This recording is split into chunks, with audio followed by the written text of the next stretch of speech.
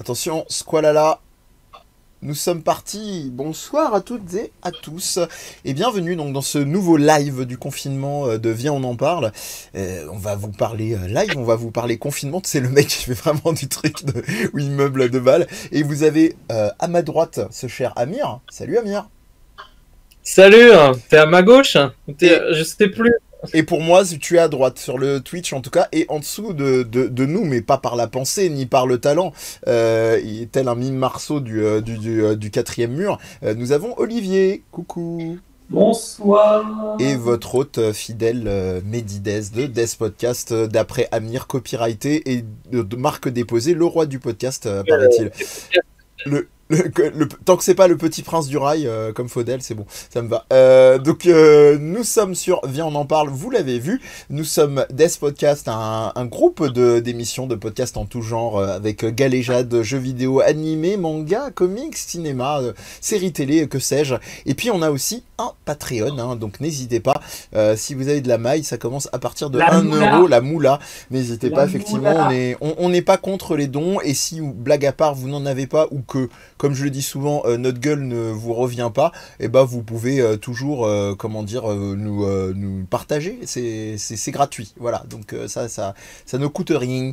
Voilà. Et on va commencer sans plus tarder. Je sais pas par quoi est-ce qu'on commence, les gars, de ce qu'on avait effectivement préparé.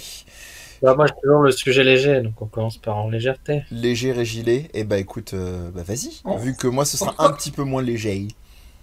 Ouais, surtout que vos deux sujets se rencontrent, si j'ai bien compris. Tu t'es fait. Alors, non, mais je voulais parler un peu de ces petits objets qu'on n'a pas achetés, hein. On n'a pas été des bons collectionneurs. Ce qui est un peu la deuxième vague du Covid, de la rétro, comment tu dirais, la vague, la rétro l'argent sur la nostalgie, quoi, comme d'hab. Ouais. Hein, qu'est-ce qu'ils nous ont sorti? La Game & Watch cette année. Oui. En fait, Nintendo, ils sont très réguliers. Hein. Chaque fois, ils nous sortent une console. Donc, ils ont fait Nintendo, Super Nintendo. La Game & Watch, c'est pas trop cohérent en termes de timing, de timeline. Enfin, je sais pas s'ils sont courants que c'est pas dans le bon ordre qu'ils font les trucs. Ah bah, Nintendo, ils s'en foutent. Ils sont dans leur monde. Surtout le produit, je trouve, même si il est pour un vieux comme moi et qu'il évoque de la nostalgie esthétiquement attirant, il y a un effet magnétique de Proust. D'un point de vue technique, je sais pas, je trouve que c'est plus discutable. Peut mieux faire, c'est ça, comme on disait sur mes copies à l'époque. Je sais pas, je vais laisser Amir développer, je vais voir ce que lui il en pense. Et je partageais, bon, déjà le problème, par principe, ils auraient dû mettre les jeux originaux, même s'ils sont nuls ou basiques ou j'en sais rien. Il y en a qui sont passables, mais de foot Super Mario Bros, c'est cool, mais pourquoi? Tu vois, pourquoi celui-là? Pourquoi pas? Pourquoi pas, mais c'est pas un jeu Game & Watch, quoi. Et, du coup, je vois pas trop le rapport. Donc, je pense qu'ils auraient dû peut-être faire l'affiliation des jeux dedans, mettre plus, parce qu'en maintenant, on sait très bien qu'un émulateur, t'en trouves plein sur AliExpress ou Amazon qui font 10 000 jeux, 10 milliards de jeux. Donc, la seule raison pour laquelle tu vas l'acheter, c'est le design, c'est la boîte aussi. La boîte aussi, ouais. Moi, je trouve ça cool. C'est un beau cadeau. En fait, c'est une super idée cadeau. Qu'est-ce que tu veux que je te dise? C'est ça le vrai truc. C'est Noël, comme disaient les minicums. Voilà. Mais pour les gamers, évidemment, on aurait préféré avoir un peu plus, quoi. Les gamers. Il y a l'objet, je suis vraiment très mitigé, j'avoue, quand ils ont Tu peux le toucher, Olivier, regarde, il est à côté de toi. Tu peux presque le toucher. Tu n'as pas de feedback. Je crois qu'il il est à ta gauche, ouais. Tu en dirais presque. Si tu mets tes mains par le dessous, on a presque l'impression que c'est toi qui tiens la Game & Watch. Mais on n'a pas. On n'est pas des bons animateurs, hein. C'est quoi la Game & Watch? Parce que là, on est en mode vieux con. Ouais, tout le monde sait ce que c'est. C'est vrai, tu as raison. Il faut déjà expliquer ce que c'est qu'une Game & Watch. Bah ouais, merde. Moi, je suis plus vieux que vous trois. Je sais pas si vous avez déjà joué au Game & Watch. Bah si. Mais bien sûr, c'est ma première console. Ouais. Hein? Bien sûr, c'est ma première console, mec. Quand même. J'ai des lunettes dans ma main. D'ailleurs, il me semble de mémoire, mais je sais plus si c'était moi ou si c'était un pote. C'est qui Mais mémoire? j'y avais déjà joué, celui qui est sur le jeu, là, celui qui ramasse les balles, là, comme ça. Mais Ouais. au-delà de ça, la Game & Watch, bah, en fait, à la base, c'est une espèce de console portable à cristaux liquides. La légende dit que Gunpei Yokoi aurait eu l'idée de créer cet objet après avoir vu quelqu'un jouer avec sa calculatrice en écrivant un peu n'importe quoi avec, comme on pouvait écrire soleil ou d'autres choses. Parce qu'en général, on avait d'autres phrases. Ouais. Et soleil en japonais, je suis pas sûr. Mais... Ouais, non, mais même les autres mots qu'on pouvait écrire sur une calculatrice. Ouais. Ce que je veux Soleil, dire, c'est que ça a donné un jeu Mega Drive après. d'après la légende, il tripatouillait et puis il s'est dit tiens. D'après la légende, toujours, il était en train de conduire, je sais plus, je crois que le PDG de Nintendo, il lui aurait fait part de son Tripatouiller en idée. conduisant, bah dis donc, c'est dangereux. Non, il conduisait, enfin bref, il y a plein de légendes autour du comment ça s'est créé, je suis même plus sûr si je me mélange pas les pinceaux dans qui quoi. Au final, ils ont créé ce produit-là, et en l'occurrence, ça a été un produit. Tu dis un produit, mais en vrai, il y en a eu plein. Enfin, il y en a eu Oui, plus. c'est ça. Un produit de base, mais qui a été décliné en tout un tas de formules différentes, toujours sur la base du cristaux liquide. On t'a pas entendu, Amir. Le jeu s'appelle Ball, quoi, tu vois, c'est tout. Alors, c'est des cristaux liquides, donc il fallait aussi composer avec cette limite technique. Donc, cristaux liquides dit l'ensemble des cristaux. actions qui sont déjà, entre guillemets, sur l'image, mais qui ne sont pas mis en exposition par l'activation. Et puis, du coup, en fait, ça limite le nombre d'animations, en fait. Et donc, du coup, il faut construire des choses. Alors, il y avait les boules. Moi, de ce que je me rappelle, il y en avait un Zelda à double écran. Comme par hasard. Maintenant, qui aurait inspiré d'ailleurs la Nintendo DS. Zelda. Il y avait forcément Mario avec. C'était l'ancêtre de la Game Boy, hein, tout simplement, déjà. C'est ça. Sauf que tu n'avais qu'un jeu, voire plusieurs déclinaisons du jeu, mais très limitées à chaque fois. Donc, il y avait plusieurs consoles. Et moi, je pense que c'est à peu près évident pour tout le monde à ce niveau-là, mais au cas où, parce qu'Amir, tu as dit que c'était l'ancêtre de la Game Boy, on était sur une console égale un jeu. Hein. Il faut vous dire, c'était une console portable égale un jeu. C'est pas une console dans laquelle vous changez. Moi, j'en ai une qui m'a marqué jusqu'à aujourd'hui parce que j'ai jamais vu ça. C'est celle qui avait un miroir à l'intérieur pour jouer. Un miroir. Alors moi j'en ai eu un à 2 clapets qui s'appelait Safe Buster, qui était très chouette. C'était un gardien de banque en fait qui avait une espèce de cylindre comme ça et qui devait empêcher les boulets de canon jetés par le braqueur de banque du dessus de tomber sur la banque. Et il avait le droit en fait dans le cylindre à tenir que 3 boulets de canon dedans. Et il devait les déverser à gauche ou à droite. Donc il y avait une logique, il y avait beaucoup de jeux qui ressemblaient un peu comme à Ball, c'est comparable en fait. Quand vous voyez à l'écran là, vous dites que c'est assez proche. Ouais. Ce que tu parles avec un miroir, tu parles des espèces de mini bornes d'arcade là? Non, je parle de la Game & Watch Donkey Kong Junior. Qu'on trouvait maintenant à $200, super, ça coûte cher. Ah oui, là. $200. Elle était ouf parce qu'elle avait un écran en couleur, enfin c'était en couleur dedans, illuminé et tout. Enfin ça tuait la Game Boy avant la Game Boy. Donc, et la vraie question aussi qu'il faut se poser, c'est le Game & Watch ou la Game & Watch. En ces temps de Covid, il faut être clair. C'est un Game & Watch. La Game Boy ou le Game Boy, je pense que c'est lié directement. Ouais, moi de toute façon ça a toujours été là pour la plupart, donc bref.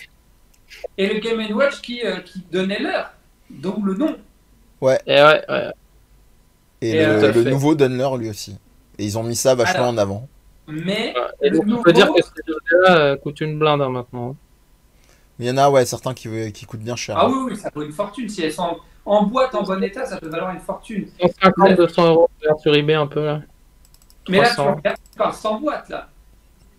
Il y en a avec boîte, mais ça dépend des... Après, ils sont pas tous égaux au niveau du prix, les différents jeux, quoi. Ma mère avait ça. Tu vois, regarde, premier petit bémol qui a été relevé par pas mal de personnes qui l'ont unboxé, c'est que elle donne l'heure, cette console-là donne l'heure, Mais il n'y a pas la possibilité, comme les Game & Watch de l'époque, d'avoir un petit clapet derrière qui permet de poser comme un réveil. Oui, ça a été le gros débat apparemment. Ouais. Bah, c'est un peu con quand même. C'est Ouais, dommage il d'avoir aura oublié ça. Et ouais, je veux dire, le gars, il était là au design et il a dit bon, on va mettre l'heure comme l'ancienne, mais le gars qui a fait le design de la boîte, enfin de la console, La rumeur dit qu'il Et- avait, à ce moment-là, il avait créé stagiaire. Tu t'en occupes. Clairement, pour moi, c'est typiquement, après, j'ai rien contre ça, mais c'est typiquement le type d'objet qui a une dimension fonctionnelle, mais dont tu ne te sers pas, en fait, au final. Qui va vraiment jouer à Mario Bros, même s'il y a le 2 qui est jamais sorti en France. Le 2 qui était sorti en France, c'était pas ça chez nous. Doki Doki Panic. Voilà, c'est ça, c'était Doki Doki Panic qui a été on a changé les skins, quoi. Parce que d'après toujours la légende, on nous aurait jugé pas assez compétents pour pouvoir jouer aux 2. La tendance s'est inversée après, parce que c'est les Japonais qui pleuraient pour avoir un Final Fantasy VII avec les armes émeraudes et rubis. Comme quoi. Et donc du coup, qui va vraiment utiliser cette console pour y jouer? Je pense peu de monde, surtout avec toutes les possibilités. J'ai trouvé, alors, quand tu sais, bon de toute façon c'est des consoles, ou alors si des gens vont les craquer. Oui, ça c'est évident. C'est Domini, quoi. Une fois que tu l'as craqué, ça devient autre chose, quoi. Ça devient une vraie console d'émulation. C'est ça. Mais du coup, elle est plus officielle, elle est plus ceci, elle est plus cela. Ouais, mais bon, est-ce qu'elle est pas plus officielle au final si elle joue pas tout, si elle devrait jouer tous les jeux en vrai, et même s'il y a un store ou je sais pas pour les acheter, mais c'est complètement idiot de bloquer la console comme ça.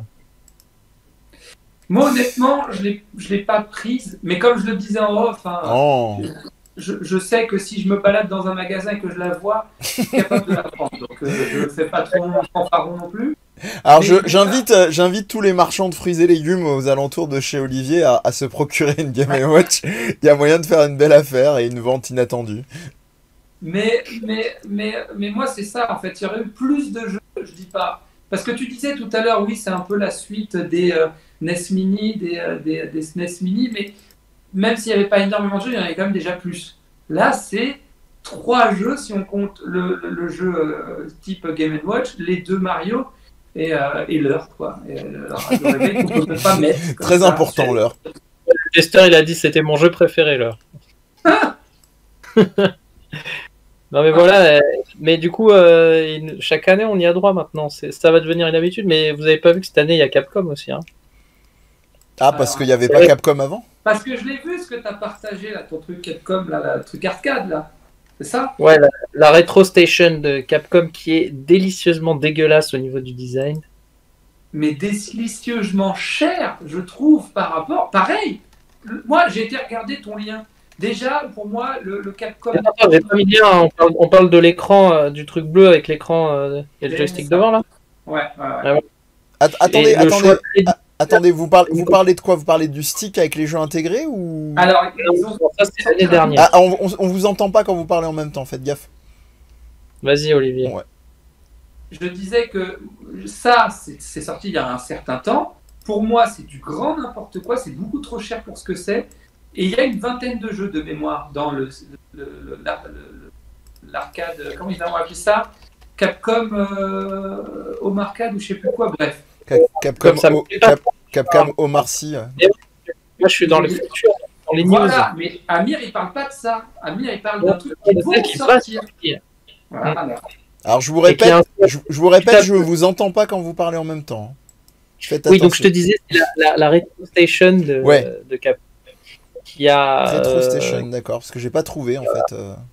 Tu tapes juste Capcom News sur Google, tu vas trouver direct. C'est une inspiration Neo Geo Mini, ça joue dans la même cour. Ah oui, les LED.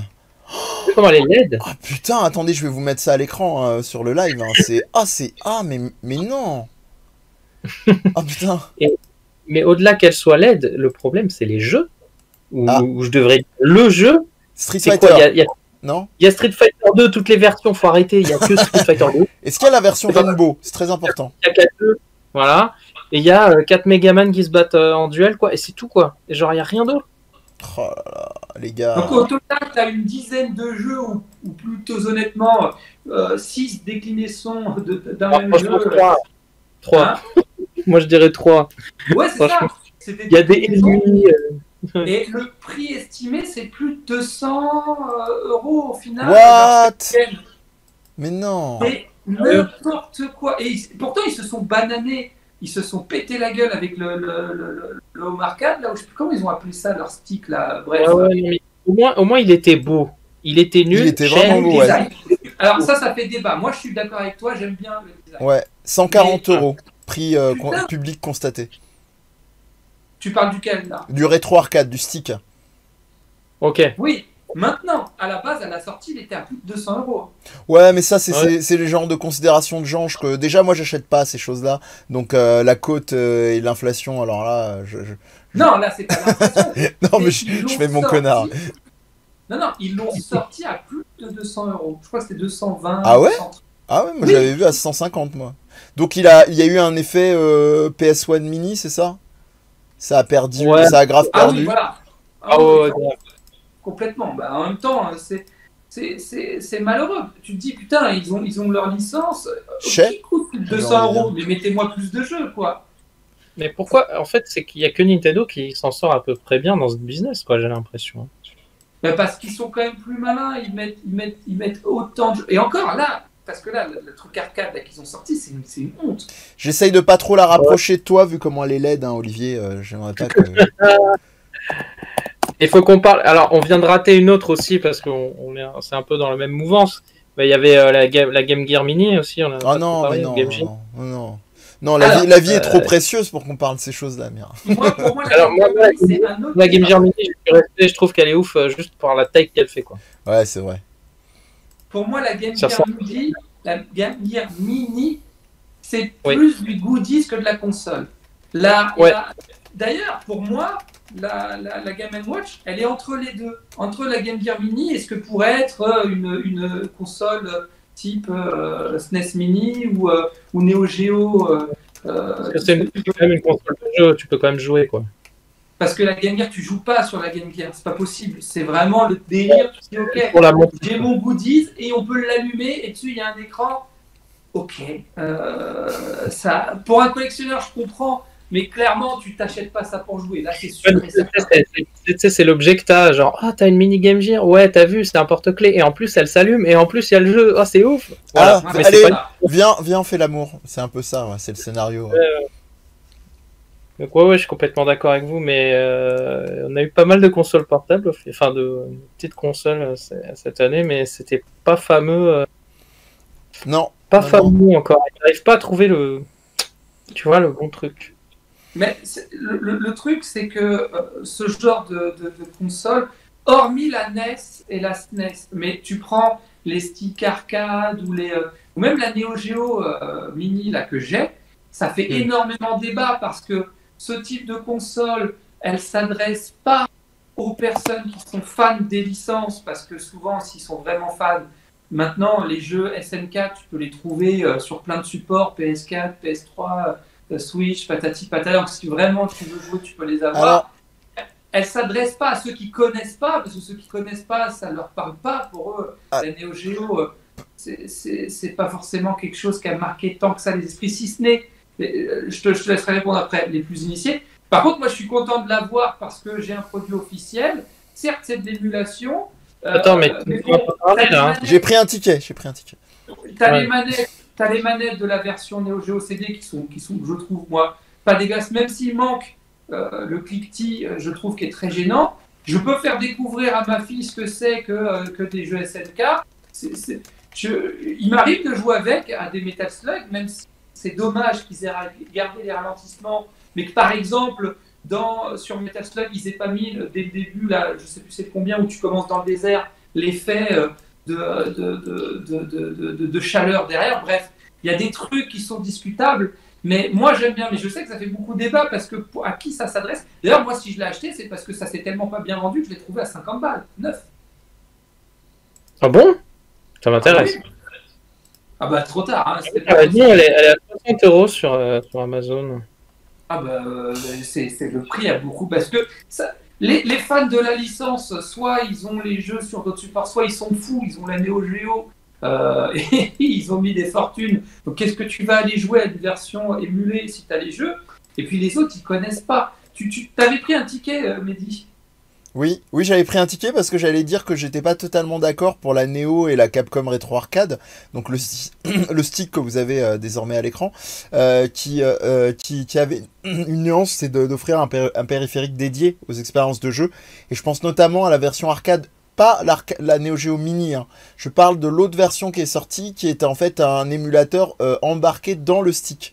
J'ai oublié son nom, mais celui-là est de très très bonne facture. C'est un très joli stick. Je l'ai pris en main et franchement, c'est les mêmes sensations, voire mieux ergonomiquement que la Neo Geo. Et je crois que c'est un prix tout à fait raisonnable. Alors, tout à fait raisonnable. On est sur du 150 € aussi.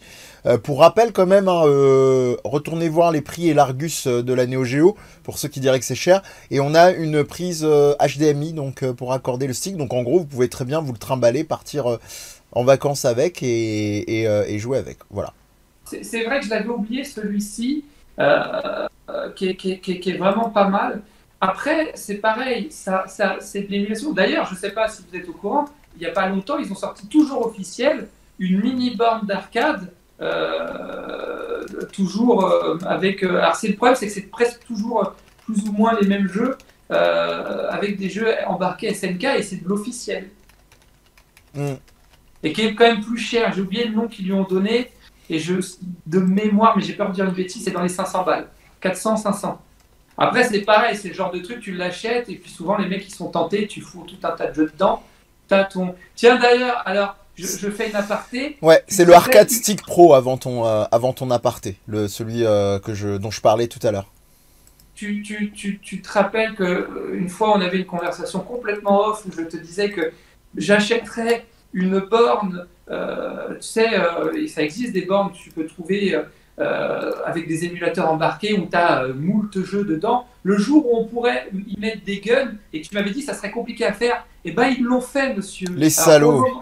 Ils l'ont fait, donc là, à mon avis, ça risque de mal se passer. Bam mais c'est possible avec des capteurs en fait que tu mets sur l'écran et des fans spécifiques qui te permettent de pouvoir jouer. T'imagines, mec, dans ton salon, Time Crisis. N'importe quel. Putain, mais là, quand j'ai vu ça, j'ai versé le larme. Quoi. C'est un des qui est le plus dur à jouer aujourd'hui. Hein. T'es quand même obligé de retourner la tête dans les nuages pour jouer à Time Crisis. Quoi. C'est vrai. C'est vrai. Ou alors avoir gardé un contre. Avec ce système-là, par contre, ça, on est dans des systèmes qui ne sont pas du tout officiels, hein, ce genre de borne d'arcade. Sinon, il y avait une astuce de Ninja, Amir, je sais pas si tu l'avais expérimenté à l'époque, qui consistait à, comment on appelle ça, à prendre une manette et à la mettre en fait en périphérique qui servait en fait de pédale au gun.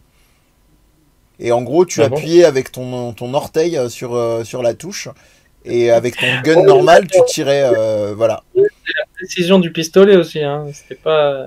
Ouais, ça allait, ça encore, c'était pas le pire. C'est pour ce genre de jeu, principalement, que j'ai racheté une Wii. Hein. Parce que la Wii, t'as des shooters et c'est plutôt pas mauvais. Oui, hein. House of the Dead, tout ça, ça marche plutôt bien. Et sinon, puisqu'on en est à parler de toutes ces consoles, moi, il y a une console qui me fait envie de ce type-là, c'est la Sega. Je sais pas si vous l'avez vue. Je me demande si elle n'est pas déjà sortie. Il y en a plusieurs. Hein. Oui, mais là, c'est une borne d'arcade mini, comme la... Non, le design qui respecte le design historique, elle est beaucoup plus belle, mais j'ai oublié le nom, j'aurais dû... si j'avais su qu'on allait parler de ça, j'aurais révisé mes fiches. Ils ont sorti une mini-borne au Japon. Ouais. Maintenant, à mon avis, ça m'étonnerait qu'elle sorte en Europe. Hein. Tu parles de Astro City, là. Astro City, merci, exactement. Ah. Ouais, parce que je cherche pour t'aider en même temps. Hein? Je cherche en même temps pour t'aider, mais oui, je l'ai vu, oui, du coup, celle-là, elle est jolie, ouais. Jolie, t'as vu le jeu à l'intérieur? Alors, attends, je vais voir... Il y a quand même du lourd. Est-ce que c'est léger et professionnel?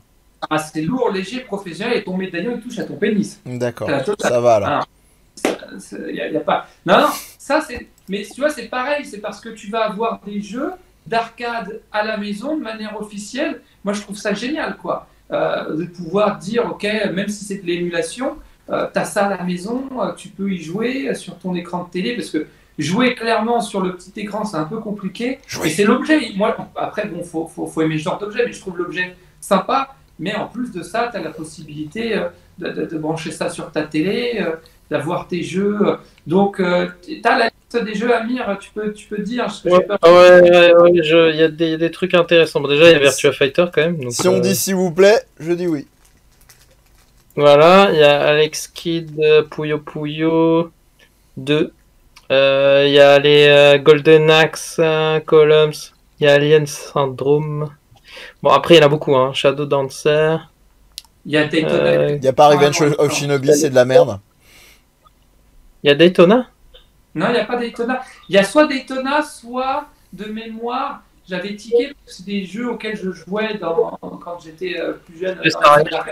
Non, celui de la Formule 1, comment il s'appelle?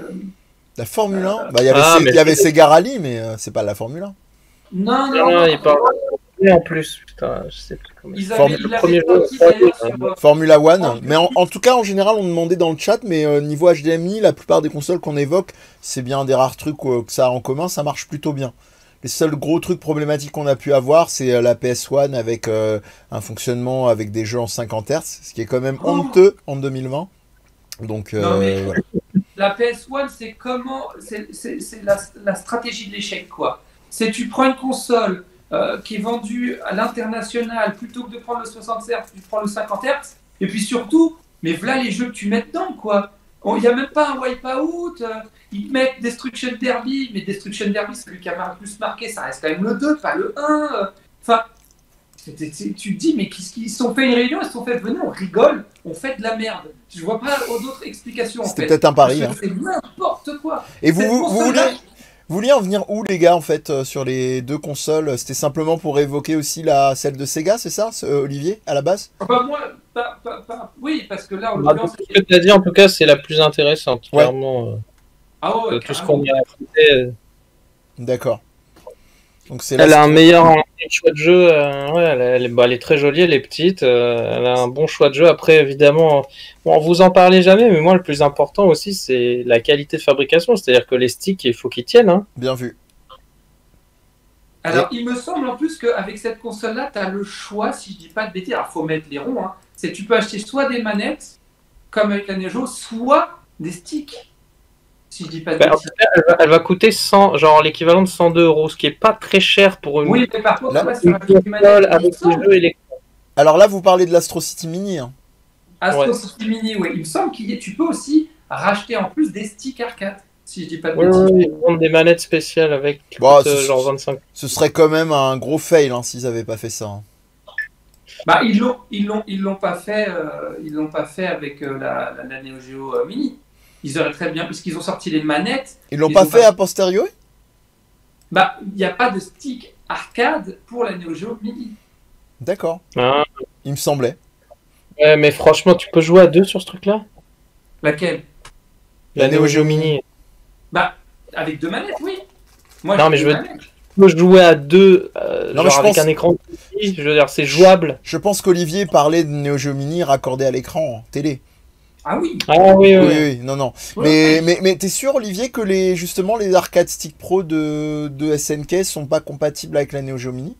Alors, pour être honnête, je suis pas sûr. Je crois, hein, j'ai entendu parler de ça, donc quelque part, je trouve qu'ils ont bien rectifié le tir. Ouais, mais là, par contre, le tarot, faut pas déconner, parce que l'Astro City, c'est pas les mêmes prix. S'il y a des sticks arcade. Je sais pas, je demande à voir quand même l'ensemble, comme dit Amir, déjà la finition, est-ce que l'émulation suit derrière et tout, parce que il y a un moment, le prix doit s'en ressentir. Hein. Il n'y a pas de truc rêvé, hein. Il y a forcément un truc sur lequel ils font des concessions à un moment donné. C'est ça, il y a bien des sticks arcade en plus que tu peux rajouter. Par contre, ouais, non, putain la vache. Ah ouais, mais les prix sont très chers. Ouais, non, faut vraiment être passionné. Faut vraiment être passionné. Oui, bon. la PS1, alors je réponds au chat, hein, pardon. Oui, il y avait des exclus sur PS1. Il y avait une tripotée, hein, c'était l'âge d'or à l'époque. Hein, de toute façon, 16-32 bits, c'était quasiment que des exclus principalement. Metal Gear, il a commencé. Solid, il a commencé où? Ouais. J'allais dire Metal Gear, pas vrai. Mais Metal Gear Solid, voilà, c'est la grosse exclue. PS1 pour moi. Hein. Ouais, même sur la Saturn.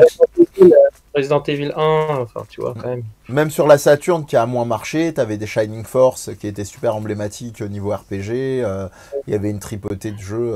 Virtua Fighter dont parlait Amir tout à l'heure, le jeu de combat. Voilà. Non, mais la PS1, je crois que c'est un des trucs où il y a le plus d'exclus. Hein.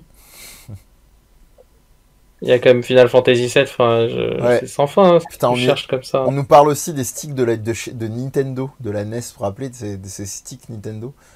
Jamais compris quelle était l'utilité des sticks Nintendo, quoi. Bah, dire que t'as des sticks. Ouais, C'est voilà. juste ça. C'est-à-dire que c'est des trucs qui, même étant gosse, ne me faisaient pas envie. C'est fou, hein. Je ne voyais pas le sens, même étant gosse, alors que quand t'es gosse, t'es en mode « Ah, il y a un truc, je veux !» Ouais, mais non. Enfin, bref. Il y avait quand même Rob le robot. Hein. Je pense que ça, c'était quand même le must du C'est marrant. Tu veux rigoler un coup? Moi, je l'avais, Rob le robot, et j'ai jamais compris à quoi ça servait. Parce que j'étais gosse et tout, et je voyais le truc, je me disais, mais ça sert à quoi genre, il bougeait les bras et tout machin, d'accord. Et j'ai jamais compris le raccordage avec des jeux genre Gyromite et tout ça que j'avais dans le pack. Et donc, en gros, c'était un habillage, quoi. C'était un petit robot, figurine, voilà. Ouais, L'anecdote du fail. C'est sympa, hein. C'est le genre de truc, aujourd'hui, ça sert au collectionneur. Dans une collection, tu le mets, c'est sympa, c'est du line. Ah, il était joli en plus. Enfin, je trouve qu'il a un cachet années 80-90, quoi. Ah non, ça ne fait aucun doute, mais Ouais. Il y en a eu des trucs qui ont été créés pour rien, mais bon. Ce qui fait quand même rire dans toute cette histoire par rapport à avant, c'est que tout le monde a dans les mains un smartphone qui est 10 fois plus puissant et qui peut faire tourner tout ça sans aucun problème. Et on est là en train de parler de trucs qui sont genre moins puissants, plus cheap. Ouais, normal, tu vois, la base. Mais c'était marrant que tu dis ça parce qu'il y a Ted dans le chat qui nous disait moi mon truc préféré c'est émuler sur mon téléphone. Donc la boucle est bouclée. non mais c'est ça, tu vois, genre là moi le téléphone il arrive il est à la Wii là, hein. Il arrive à faire tourner la Wii tranquille. La Dreamcast et et nous on est là avec Mario et tout. Trop fort. Mais Après, attention, la Wii, ça reste quand même une expérience de jeu qui sait justement, c'est ce que je disais tout à l'heure, j'ai racheté une Wii pour pouvoir me faire des shooters, quoi, des rail shooters. Donc, un émulateur Wii sur certains jeux sans la possibilité d'avoir les fonctionnalités des Wiimotes, c'est pas tout à fait pareil, je trouve. Oui, non, mais tu vas pas jouer tu vas exclure beaucoup de jeux, mais il y a quand même quelques jeux. Quand je te dis, je parlais surtout au niveau de la puissance, tu puisses faire tourner la GameCube. Ah oui, parce que là, oui, c'est GameCube hein, en vrai, donc. On ne dit juste pas. Au niveau de la puissance. On ne dit pas rail shooter, on dit jeu de tir sous coke. Voilà, c'est cadeau. Je pense qu'il est temps de changer de sujet, non? C'est ça. Voilà. C'est. Je conclurai par ce que j'avais dit, par le fait que pour moi, c'est quand même le confort qui change tout, quoi. C'est comme le débat console PC. C'est le confort de ces consoles qui justifie toujours. Parce que jouer en émulateur, ok, il faut avoir une bonne manette, il se connecte à son téléphone, il faut trouver les jeux, c'est hyper chiant. Voilà. Et c'est ça qui te décourage en fait, en général. Ouais, bon, ça c'est quand même vachement simplifié, hein, honnêtement. Ah non, mais je disais ça il y a quelques années. Ah ouais? Je suis tout à fait ce genre de personne. Alors j'ai voulu jouer à Fire Emblem pour Wii, mec. Fire Emblem pour Wii pour le retrouver, le télécharger et tout. Enfin, tu vois, mais je l'ai hein, chez moi, donc il n'y a aucun problème au niveau. Mais je voulais y jouer sur mon téléphone, quoi, tu vois, dans le train, mais laisse tomber, ça m'a dégoûté. C'était trop chiant. Trop chiant. Alors je te dis pas, puis tu vas finir avec des virus parce qu'évidemment, comme tu vas chercher sur des sites pour les télécharger. Bah, tu vas tomber la moitié du temps sur des faux sites. Il y a des mecs, leur business, c'est quand même de faire des faux sites avec des faux liens, quoi. Enfin... c'est mon métier, je l'aime. Voilà, je dirais, voilà. Donc, acheter des consoles. Attendez qu'il y ait un pass. Mais un jour, il y aura des Game Pass où il y aura que tous les jeux comme ça aussi. Ouais, puis ils seront disponibles en médiathèque et tout, vous verrez. Bon, eh ben écoutez, ma foi, je crois que c'est un joli tour. Est-ce qu'on n'enchaînerait pas, les amis? Ah bah écoute. Allez, je vais vous parler de ma recommandation du jour, de l'émission. Une mangasse que j'ai ici même et que je vais pas vous faire chier, que je vais mettre en parce que je suis pas chien, je suis comme ça. Je vais vous la mettre à l'écran, c'est plus simple. One Room Angel, donc d'une autrice d'ailleurs, Harada. Alors c'est un manga qu'on m'a prêté, dont le petit sous-titre est When one door shuts, another opens. Donc quand une porte se ferme, une autre s'ouvre. Et c'est un petit pitch très sous des dehors, très sympa, mignonnesque en apparence, comme vous voyez à l'écran, parce que j'avais pas fait la transition pour l'illustration, c'est maintenant chose faite. Eh bien, c'est quand même plus comment dire, sérieux qu'il n'y paraît. Donc vous avez effectivement deux protagonistes principaux. Le premier, dont le nom m'échappe, qui est un... Bon, après, c'est pas forcément le plus important, qui est le jeune homme que vous voyez sur la droite de la couverture, et qui, en l'occurrence, est un jeune japonais un petit peu... Enfin lambda, c'est-à-dire sans trop le sou, qui travaille dans un konbini, donc une petite supérette, qui a pas une vie super stimulante, quoi que ce soit, et qui un soir en fait se retrouve en fait à faire un peu la leçon de morale à deux jeunes frappes qui le traitent un petit peu mal et puis qui font des conneries dans la supérette où il travaille, et il les ramène donc à l'arrière boutique, et il commence un peu à les corriger, et il se fait planter et il meurt. Et de là, effectivement, un ange apparaît à lui, le jeune garçon que vous pouvez voir à côté, qui va l'accompagner et qui est une forme de seconde chance pour le réaccompagner à la vie, et qui va être avec lui pour un peu essayer d'être dans un trip genre raison d'être et tout ça. Alors, en apparence, c'est très basique. Il y a un plot twist assez intelligent dans le bouquin, donc enfin dans le manga, donc vous serez pas non plus totalement sur votre faim. Et il y a un truc qui m'a aussi beaucoup touché au-delà du mix sérieux, mignon et mélange de genres. Parce qu'on est dans une collection qui s'appelle qui est donc Hana Collection, et une sous-collection de l'édition qui s'appelle Boys Love.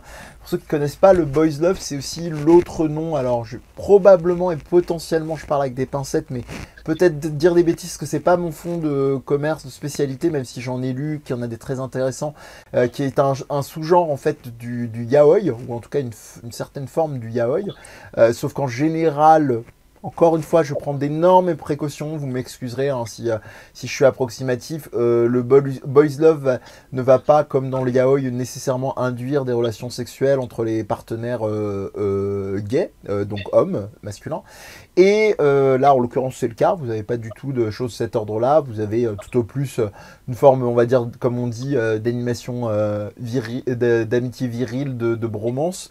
Et c'est très chouette. Moi, je trouve que c'est très rafraîchissant. C'est pas plombant. Il y a un petit moment où, quand même, ça fait cogiter sur soi.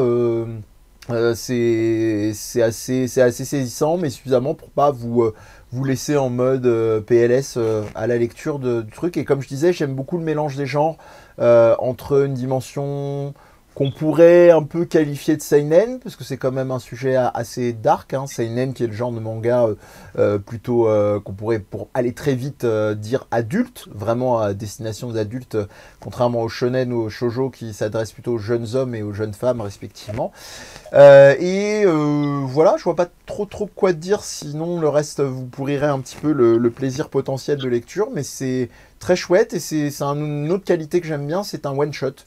Donc pas besoin d'une collection de 36 000 volumes pour pouvoir voir le bout de l'intrigue.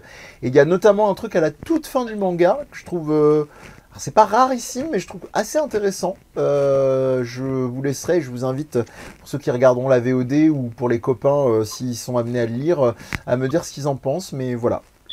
En tout cas, c'est ma petite recommandation, petite qui a tout d'une grande, One Room Angel de Harada. Voilà, c'est Koki, le jeune garçon donc, qui est 30 ans célibataire, nous dit-on, qui va rencontrer l'autre, l'ange, je sais plus quel est son nom, mais c'est pas grave, c'est pas important, mais c'est Koki.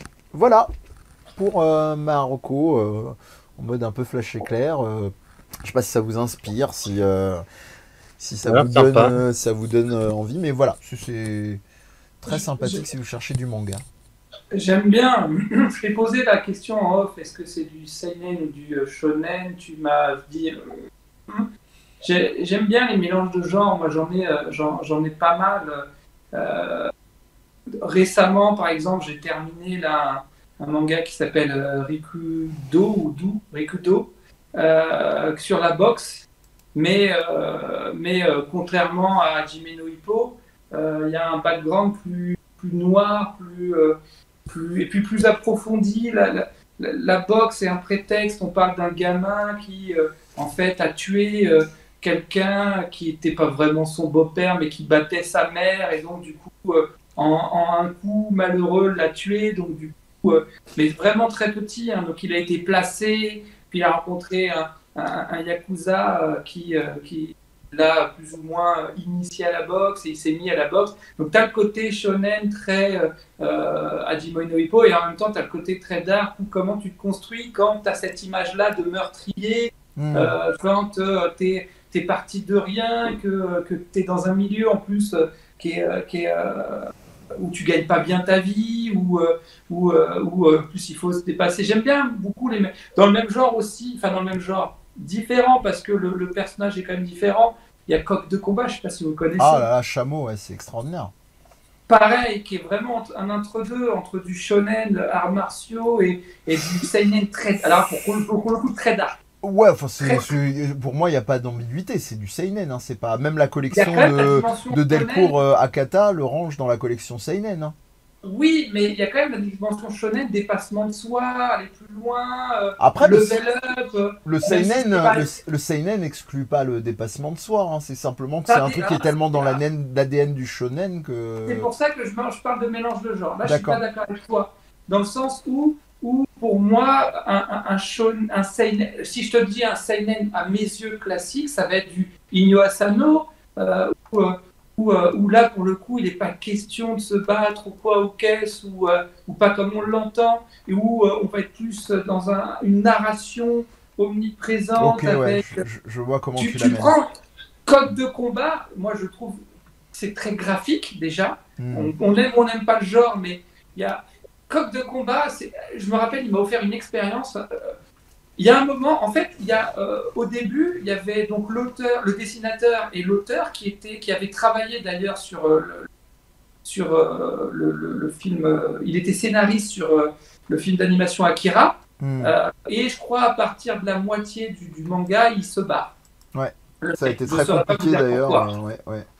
Et il y a eu un moment de flottement où l'auteur, enfin le dessinateur qui était devenu l'auteur a voulu racheter l'image de Ryo, le héros, parce que c'est le mec, je crois, l'un des mecs les plus dégueulasses de la Terre en matière de ce qu'il est capable de faire pour réussir. Ah ouais, il se va pose super là. loin.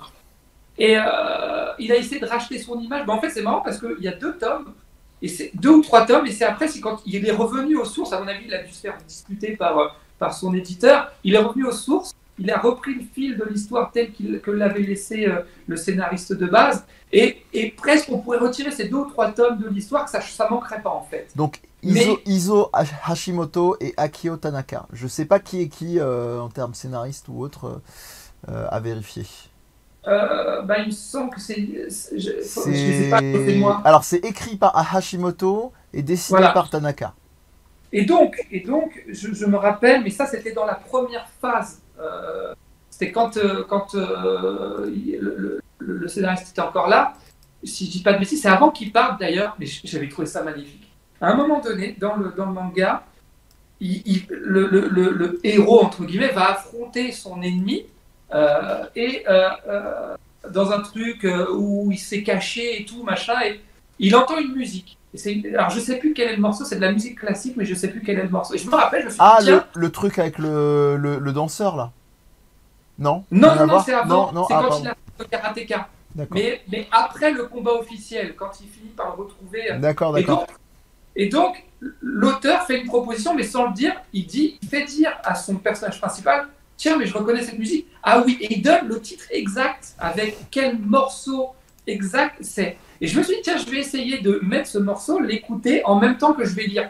C'était juste ouf. Mais vraiment, j'invite les gens qui ont le manga à le faire, c'est-à-dire de relire ce passage-là en écoutant la musique. On dirait qu'il avait pensé à dessiner et à scénariser de manière à ce que ça colle. C'est juste dingue. Bref. Tu l'as le morceau à l'esprit? Non, il faudrait que je... Non, t'en fais pas, Non, mais je le mettrai à la limite dans la description, parce que j'ai les mangas. Bref, et c'est pour ça que pour moi, c'est un hybride, parce qu'il y a quand même ce côté que tu n'as pas dans du Urasawa, par exemple, dans du 20th Century Boy, ou les héros, même des fois, même, il va faire en sorte que ces héros, ils sont plutôt dans le déclin que dans l'élévation, où il n'y a pas le dépassement, il n'y a pas tout ce côté-là. Enfin bref, c'est complexe. Hein. De toute façon, les genres manga, c'est comme tout, c'est comme le genre au cinéma. Oui, voilà, le genre en littérature. Voilà. Tu vas avoir les trucs où il n'y a pas de doute. Si tu prends du Inyo Asano, c'est du seinen pur. Si tu prends du Toriyama, un Dragon Ball, c'est un shonen pur.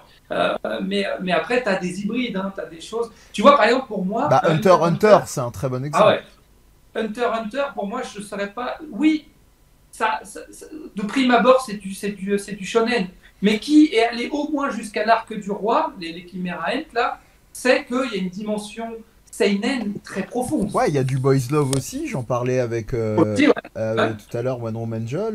Il y a potentiellement, il y a des codes de shoujo, tu as même des codes au niveau visuel, j'en avais déjà parlé ailleurs, mais de limite de manga érotique, hentai, etc. Enfin, c'est impressionnant, c'est inqualifiable. Jojo's Bizarre Adventure. C'est plus classique pour moi, Jojo. Jojo, c'est dans la mécanique de déroulement, notamment des affrontements, que je trouve extrêmement, vraiment incroyable et fluide. Hunter x Hunter, c'est vraiment une explosion de. On vous invite d'ailleurs, il y a eu un numéro dans la légende de Click récemment dédié à Hunter x Hunter, qui est plutôt chouette, animé par Sébastien Abdelhamid. Donc on vous invite à aller jeter un œil si vous voulez un petit peu vous confronter à l'œuvre de Togashi, qui est le mangaka à qui on doit aussi Yu Yu Hakusho et Hunter x Hunter. D'ailleurs, je vous le dis, si jamais vous dites je vais me faire le manga, de toute façon l'animé il s'arrête à la fin des Chimera Ant, qu'il a repris l'écriture et le dessin, mais comme c'était prévu, je l'avais dit, il s'est arrêté, il l'avait fait d'ailleurs pour les Chimera Ant, il s'était arrêté longtemps, à peu de temps après avoir commencé cet arc-là. Il n'est pas dit qu'il le termine un jour, ou alors qu'il nous fasse une Yu Yu Hakusho, c'est-à-dire qu'il nous chie la fin. Une fin abrupte, ouais. Ah ouais, putain, il s'en était excusé de ça, bref. Mais ouais, non. Après, il l'explique justement dans l'émission de Click, c'était aussi les rythmes, c'était un peu à doigt d'honneur au fait qu'on lui disait de rempiler. Là où un Toriyama a fait le Yes Man jusqu'au bout, lui, en fait, il a fait une forme de doigt par rapport à ça pour dire. Pour donner un ordre d'idée, la fin du Yu Hakusho, sans trop rentrer dans le détail, lui avait décidé d'arriver à la conclusion et on lui a dit non mais en fait il faut que tu continues, que tu fasses un tournoi. Et lui qu'est-ce qu'il a fait? Il a fait ok, je fais un tournoi, mais en gros je montre pas le tournoi et je raconte comment s'est déroulée la fin dans une discussion entre deux personnages à la fin. Okay. Ah, la frustration à l'époque. Mais honnêtement, c'est marrant que tu dises ça. Hein. Moi j'ai pas été frustré. Ouais, ça m'a fait chier que ça finisse de manière abrupte, mais j'ai trouvé la mécanique assez rigolote. J'avais pas le recul à l'époque. Ouais. Vraiment, j'avais pas le recul. Mais par contre, tu vois, pour moi, Hunter pourrait très bien se terminer sur l'arc des Chimera Ant. Pour moi, c'est une fin en soi. Il y a une conclusion, il y a un aboutissement, et puis il est reparti sur autre chose. Je ne sais pas pourquoi. Mais bon, bref. Non, mais tout ça pour dire que oui, des mélanges de genres, il y en a à foison et c'est toujours intéressant quand tu sais pas cibler. Tu vois, par exemple, un hammer béton, je sais pas si vous connaissez, c'est catégorisé seinen, mais pour moi, il y a un petit goût de shonen un peu dark, quoi. Même s'il n'y a pas le côté, parce que souvent les gens confondent shonen et shonen naiketsu, où tu vas avoir les mecs qui vont se transformer et tout. Non, le shonen c'est plutôt la culture d'aller plus loin, de se dépasser, peut-être aussi même dans un certain genre le côté pouvoir de l'amitié, tout ça, machin, mais le, le côté où on va passer des étapes. Par exemple, Bakuman, c'est clairement un shonen pour moi, même si le sujet est plus adulte et tout, il y a ce côté-là où c'est deux mangaka, enfin un dessinateur et un auteur qui se dépassent, qui se remettent en question, qui vont toujours plus loin, d'ailleurs c'est marrant parce que ça explique tous les genres, les sous-genres et tout dans le manga, c'est vachement bien fait. D'ailleurs je trouve que c'est un manga qui est vachement intéressant parce que pour ceux qui voudraient comprendre, apprendre d'où vient le manga, quels sont les genres et tout ça, il y a beaucoup de choses que j'ai appris en lisant ce manga, moi, personnellement. J'ai pas encore commencé, ça fait un moment que je dois m'y mettre, mais ouais. Et la série est terminée, d'ailleurs, Bakuman? Le manga, il est terminé, c'est sûr. L'animé, je sais pas, je l'ai pas fait, donc je peux pas te dire. J'imagine que oui. Mais le manga, ça fait longtemps qu'il est terminé. D'accord. Okay. Par contre, si tu le fais en manga, ils sont pas épais, les volumes, mais il y a beaucoup d'écriture. Donc, oui, ça j'avais vu. Ça se lit moins vite que là où un coq de combat, en une demi-heure, si tu prends pas le temps de contempler les dessins, c'est plié, quoi. Ouais, là c'est ça. C'est ça. Il y a une vraie anatomie du dessin. C'est très. Ouais. D'ailleurs, j'utilise vraiment à dessin le terme anatomie, hein, parce que le mec, oui. je pense qu'il maîtrise sur le bout des doigts toutes les articulations. C'est incroyable, hein, les combats. C'est vraiment. Et franchement, moi j'ai un membre de ma famille qui est vraiment très gros pratiquant de karaté, hein, qui a été jusqu'à 4e dan de karaté, et qui est en admiration, il bave devant le manga, quoi. Il me dit, j'ai jamais vu un truc qui est aussi réaliste et aussi... vraiment l'impact, les combats qui se plient, les cassures, les brisures d'articulation, c'est incroyable. Et même plus loin, il y a aussi tout ce qui est de l'ordre de l'organisme, parce qu'il y a beaucoup de représentations internes, j'en dirais pas plus, pas que des histoires d'hémorragie. Il y a un rapport au corps qui est très particulier dans ce manga. Oui, mais c'est souvent le cas avec les mangaka, c'est qu'ils ont le souci du détail et que quand ils parlent d'un sujet, tu sens que les mecs ont fait des recherches. Parce que tu montres ça à un initié de ce dont ils traitent, il va dire putain la vache, ils connaissent quoi. Les gouttes de Dieu par exemple. C'est marrant, c'est l'exemple que j'avais donné. Les gouttes de Dieu, il y a des vraies notions d'œnologie dedans, c'est pas genre du fantasme et tout quoi. Non, les mecs ils ont fait des recherches, les mecs ou les nanas, hein, parce que il y a aussi des autrices et qui. Il y a vraiment moi, là, on est vraiment dans le seinen pur, Cesare, qui est historiquement parlant, même si c'est romancé, scénarisé, toutes les interactions, Cesare, donc il parle de Cesare Borgia, la rencontre. Pas de Cesare de l'école des champions. Là, je pensais à ça, mais quand même.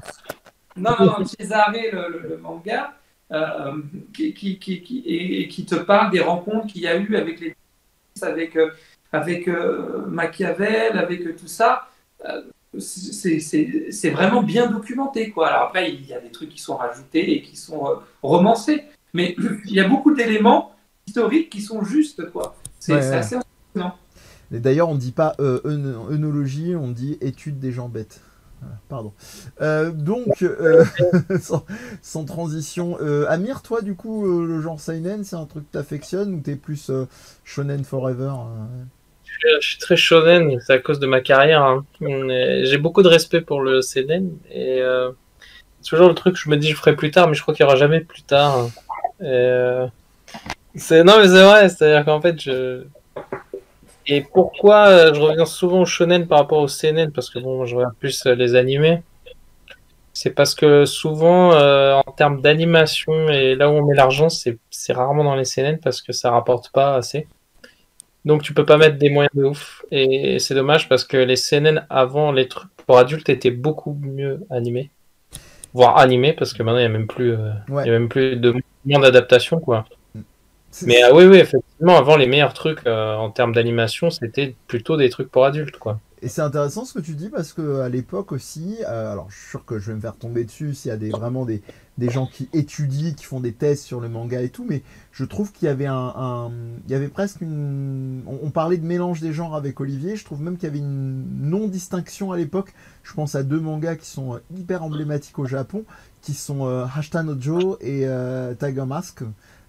Qui les deux sont respectivement sur la boxe et le catch, le puroresu, et les deux sont extrêmement durs, sont vraiment pour moi sont de l'ordre du seinen et pour autant faisaient partie plutôt de la catégorie relativement shonen. C'est quand je dis sont durs et ont marqué leur temps, il faut savoir que Hashita no Joe comme Tiger Mask ont été à l'origine limite de Hashita no Joe, c'est même sûr, de soulèvement un peu politique en fait des jeunesses de l'époque au Japon, tellement les personnages étaient des idéaux pour les jeunes japonais de l'époque, quoi. Bon, après, moi, c'est surtout, ça va se retrouver dans les films, hein, ce genre de truc-là, quoi. Donc, moi, ça va être mon film préféré, quoi. Donc, comment il s'appelle? La Brigade des loups, là. J'ai déjà oublié. Ah, Jinro?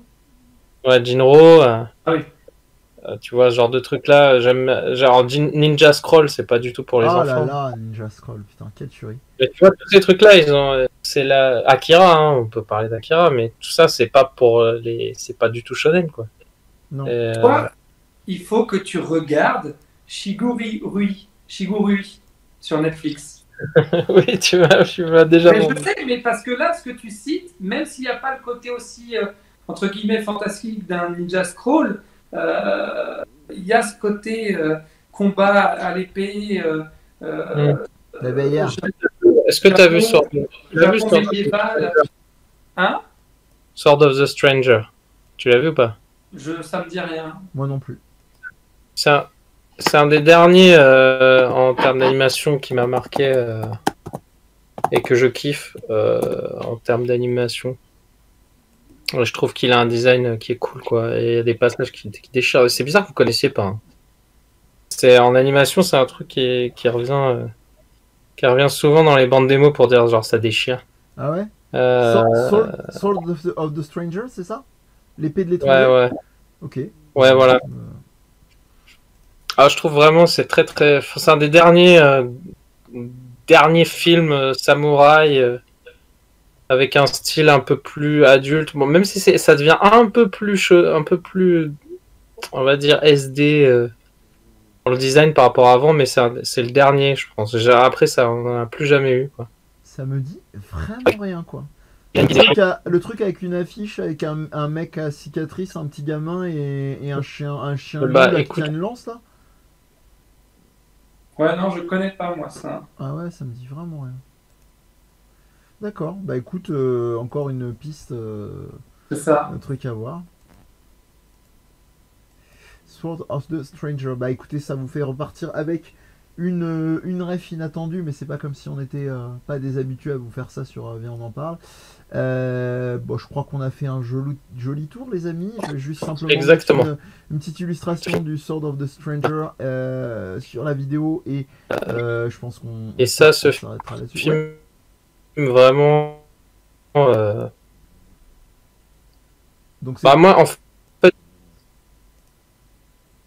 Ah, on t'entend plus trop, Amir. On est en train de perdre Amir. Ouais, on est en train de. C'est dommage, c'était bien ce que tu disais. Ça y est. Voilà. Que je connais l'animation avant de connaître le film en lui-même, quoi. Ce qui est très drôle, Amir, je sais pas si tu nous entends, mais on t'entend. Ah voilà. Il va revenir.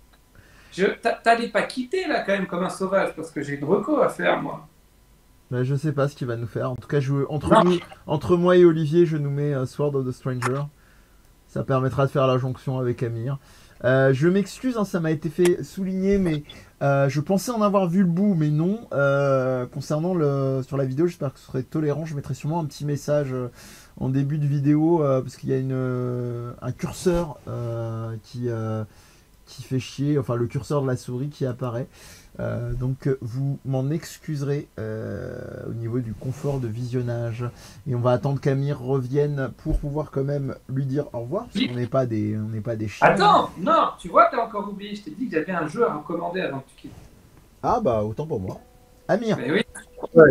Et Oui. puis je veux que vous me disiez au revoir Donc, quand même. Hein, c'est exactement ce qu'on était en train de dire. Donc juste avant qu'on se dise au revoir et surtout qu'Olivier nous parle d'un jeu, parce que c'est un ninja qui nous met tout le temps des jeux en scred, tu disais tu connaissais l'animation avant de connaître le film? Bah, c'est le genre de film où je vois d'abord des extraits, genre parce que dans notre boulot, il y a toujours un mec qui balance des trucs.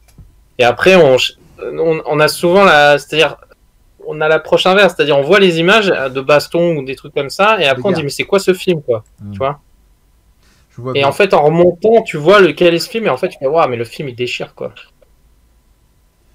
Et je vais redonner la parole à Olivier parce qu'il est complètement agité au point de me montrer la boîte, mais l'avantage c'est que ça me permet de retrouver l'illustration tandis que tu nous parles, si j'ai bien vu, de Untitled Goose Game, c'est ça?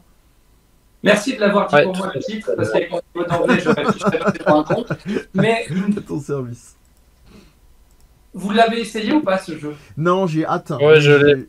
Pas mal, Toi, tu l'as fait, Amir? ouais, je fais une grande partie, on va dire. Bah, il est court, hein. Il est super court, à moins que tu veuilles vraiment le finir à ça. Bah, il est court. Quand t'es con comme moi, il est long. Hein. Non, c'est parce que t'as pas. Une fois que t'as trop chopé les mécaniques de jeu, après tu vas voir, ça coule tout seul. Non, franchement, honnêtement, il est court. Mais moi, j'ai kiffé, quoi. Je me suis vraiment régalé. C'est un jeu de pervers qui s'assume pas, en fait. Hein. C'est un jeu où tu es autorisé à faire chier le monde. C'est vraiment. Il est tellement bien que je vais recouvrir ta gueule avec, Olivier, comme ça les gens ils verront vraiment le. Non, mais il y a un vrai plaisir pervers, tu sais. T'es une oie, ok. Tu débarques dans un monde où, en fait, au début, les zones sont cloisonnées, puis après, à force de faire certaines actions, ça décloisonne des zones. Et en fait, ton objectif, c'est de faire chier le monde, en fait. Mais vraiment, ça va tu piques les clés d'un pauvre mec qui fait son jardin pour l'attirer, et puis l'enfermer dehors, tu terrorises un pauvre gosse pour qu'il aille s'enfermer dans un endroit. Alors, je ne spoil rien, parce que tout, en fait, tu as les listes à chaque fois. En fait, à chaque fois, tu sais ce que tu dois faire pour arriver à débloquer les étapes suivantes. Mais c'est pas pour ça qu'on fait des enfants, d'ailleurs, Olivier? Qu'on fait des enfants quoi, pour qu'ils nous terrorisent? Non, pour les terroristes. Les grands Je malades. sais pas, mais a priori, vu le plaisir que j'ai pris à faire ce jeu, je dois accumuler de la frustration à ce niveau-là. Non, mais vraiment, c'est vraiment marrant, quoi. Ouais, donc c'est un peu un casse-tête. C'est un peu un casse-tête parce que des fois, il faut trouver le moyen d'arriver à atteindre l'objectif qui est fixé. Il y a des fois, c'est très évident, des fois, c'est moins évident. Mais au final, après, une fois que tu as compris les mécaniques, bon, c'est bon, tu sais, ah oui, effectivement, ça se répète plus ou moins. Il est assez cool.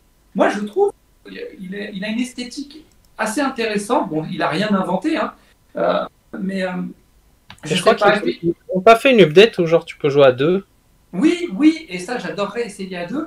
Tu as une update, tu peux jouer à deux. C'est-à-dire que je me demande ce que ça ajoute, mais je pense qu'il doit y avoir encore un peu un côté, c'est vraiment, tu sais, le loi psychopathe qui fait flipper, qui fait chier son monde et qui fait flipper tout le monde et qui c'est vraiment un trip particulier. Je pense que les véganes valident ce jeu, mais vraiment non, c'est hyper intéressant parce que après encore une fois ils n'ont rien inventé, mais l'ambiance sonore, tu vas avoir des musiques pas constamment et en fonction de tes actions et bien évidemment quand tu viens faire chier le monde, les gens ne se laissent pas non plus faire. Donc, du coup, tu vas avoir la musique qui va s'accélérer quand tu vas te faire courser ou ce genre de choses, quoi.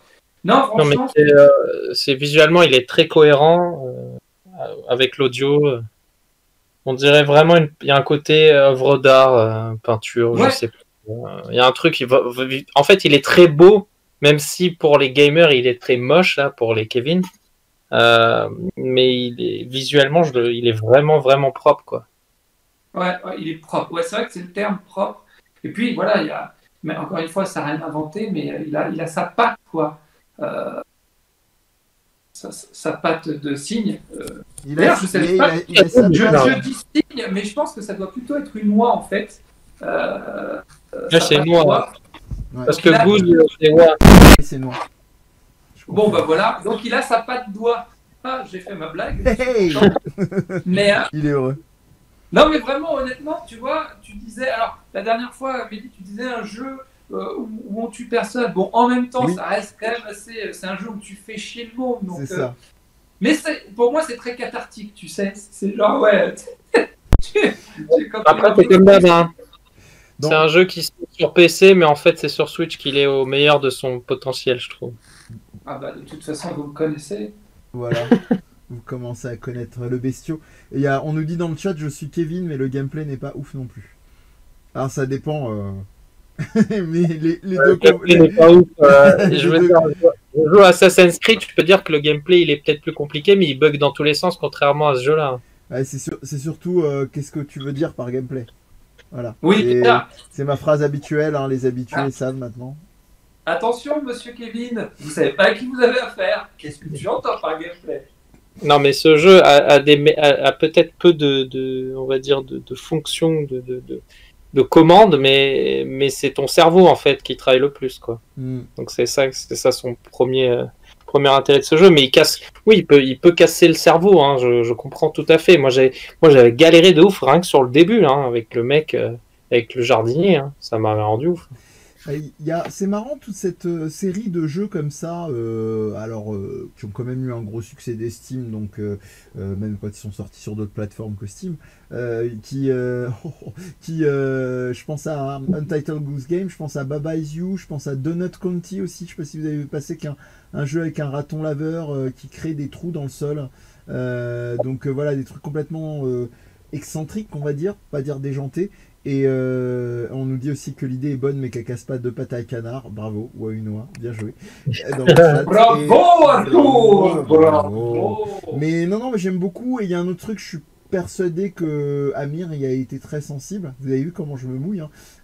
C'est que j'aime beaucoup le visuel et l'iconographie notamment de l'écran de sélection. Enfin, il y a une sobriété dans le truc et même dans le jeu que moi j'ai hâte d'expérimenter parce que j'ai pas encore pris. J'attendais qu'il baisse encore un peu de prix. C'est même pas genre de l'avarice ou pas l'envie de leur donner de l'argent, mais c'est simplement que j'ai déjà tellement de jeux que ça servira à rien que j'achète maintenant, quoi. Donc voilà. Ouais, non mais t'as raison, on risque de me répéter, c'est un jeu qui visuellement n'a aucun défaut. Voilà, Waouh. tout simplement. Pam. C'est-à-dire qu'il cherche un style visuel, il le tient du début jusqu'à la fin, il n'y a pas de bug, il n'y a rien, ça marche très bien. Il n'y a pas un moment. Donc oui, le jeu est super cohérent et il est court, mais c'est l'inverse c'est Call of Duty à l'envers, quoi. Tu vois. Mais c'est ce qui fait que je pense que les deux doivent exister, moi. C'est ça que j'aime bien dans le jeu vidéo, c'est qu'il y a les deux, quoi. Donc je suis pas en train de te dire c'est super, Call of Duty c'est de la merde, non. Je te dis les deux sont.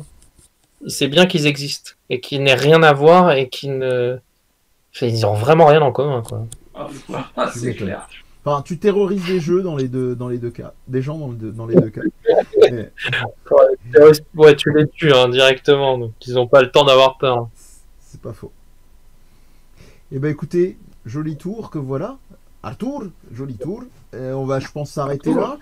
Merci les amis. On vous retrouve sur les internets. Olivier, notamment via ta page Philothérapie. Amir, Palingénésie, Palingenesie. Motus. Et on me retrouve moi-même à D_Mehdi, MEHDI. Vous avez tout des podcasts disponibles à portée de main. Et si vous ne savez pas comment ça s'écrit, que vous êtes nouveau, vous n'avez aucune excuse, c'est en bas de votre écran à gauche.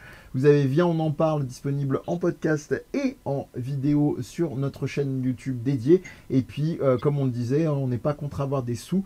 Donc on a un Patreon. Donc ça commence à partir de 1 €. Donc si vous voulez nous soutenir, merci d'avance. Sinon, vous pouvez aussi partager. Vraiment, j'insiste de plus en plus parce que je sais que c'est comme ça qu'il faut faire. Partager et pas simplement liker. Ensemble, nous vaincrerons. Alors, je vais pas faire l'international parce que c'est nul de faire l'international sur un process quand même assez capitaliste. Mais en gros, nous vaincrerons l'algorithme, les algorithmes d'ailleurs en règle générale. Voilà, merci à toutes et à tous. Normalement, on n'a pas de date, mais on essaiera de voir si potentiellement on peut essayer de se retrouver à peu près sur cette base-là, hebdomadaire. Et puis de toute façon, bah, abonnez-vous, hein, cliquez, envoyez les messages, comme dirait un certain poète, et vous saurez quand est-ce qu'on sera de retour sur cette grande poésie. On vous dit à une prochaine fois, portez-vous bien. Ciao, ciao. Ciao.